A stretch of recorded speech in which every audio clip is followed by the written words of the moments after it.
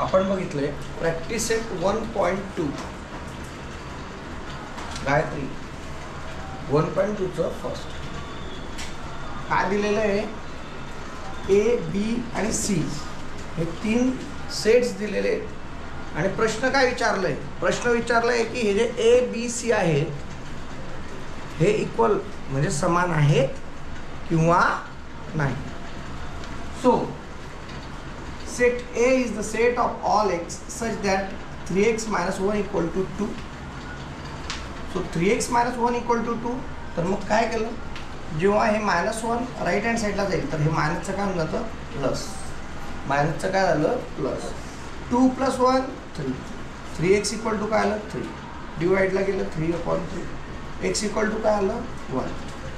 मग second set B is the set of all x such that x is a natural number but x is neither prime nor composite. ती prime number पण नाही आणि composite पण नाही. 2, 3, 5, 7, 11 हे काय तुमचे प्राइम नंबर, हे कुठले आहेत prime.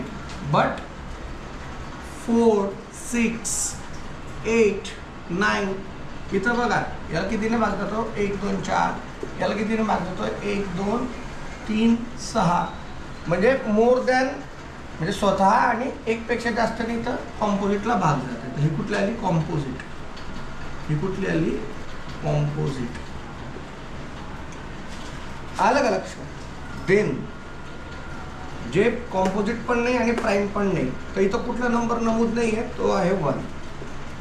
And the last one set C is the set of all x such that x is an element of natural number. Okay natural number आहे, मोजता येणारी संख्या आहे and x is less than 2. तर answer परत काय आलं 1. 0 घेऊ नाही शकत कारण 0 मोजू नाही शकत आणि मायनस तर अजिबात मोजू नाही शकत म्हणून 1 आन्सर आलं. मग इक्वेशन 1, 2 आणि 3 वरून काय आढळलं की set A equal to set B equal to set C. Why? कारण त्याचे जे घटक आहेत जे इलिमेंट आहेत ते 1, 1, 1 असं आन्सर आहे म्हणून set A B C are equal.